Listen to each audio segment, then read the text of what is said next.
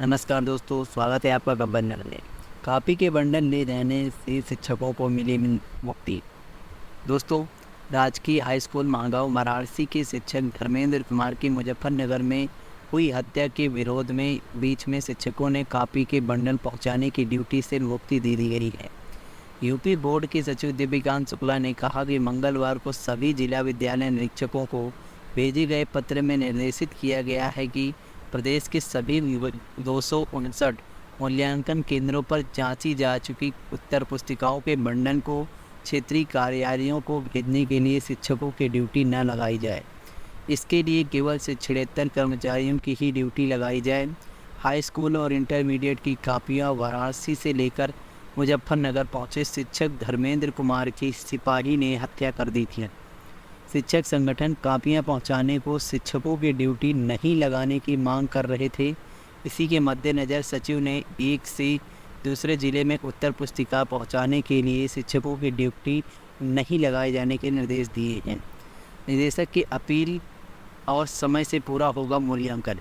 माध्यमिक शिक्षा निदेशक डॉक्टर महेंद्र कुमार ने अपील की है और कहा है कि मंगलवार को जारी निर्देशन में कहा है कि धर्मेंद्र कुमार की हत्या की एक दुर्भाग्यपूर्ण घटना से संपूर्ण शिक्षा विभाग स्तब्ध है।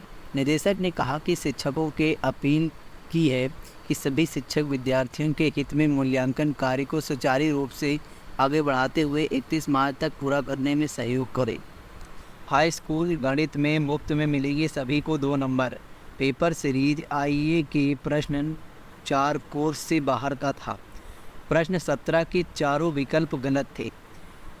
यूपी बोर्ड की हाई स्कूल की गणित की परीक्षा देने वाले लाखों छात्र छात्राओं को मुफ्त में 2 नंबर मिलेंगे।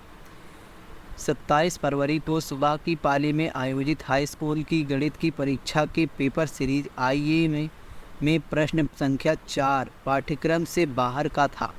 इसी प्रकार प्रश्न संख्या 17 के चारों विकल्प गलत थे। दोनों ही प्रश्न 1-1 नंबर के थे। लिहाजा बोर्ड ने इन पेपर सीरीज़ को हल करने वाले सभी विद्यार्थियों को 2-2 अंक देने का निर्णय लिया है।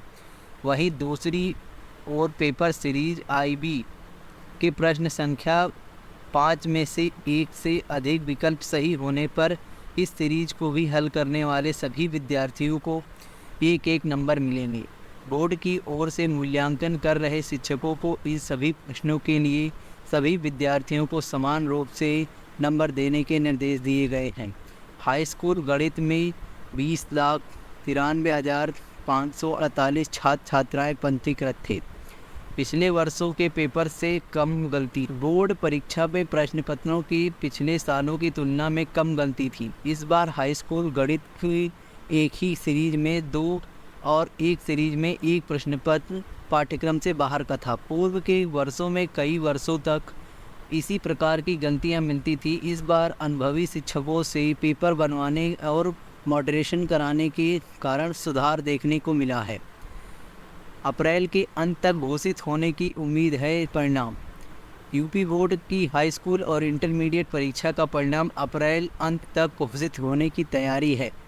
वैसे तो शिक्षकों के मूल्यांकन बहिष्कार के कारण थोड़ा अड़चन आई, लेकिन बोर्ड के अफसरों को उम्मीद है कि सब कुछ ठीक ठाक हो जाए तो अप्रैल के अंत तक परिणाम जारी होने में साथ साथ बच्चों को समय से 11वीं की पढ़ाई शुरू कर सकेंगे।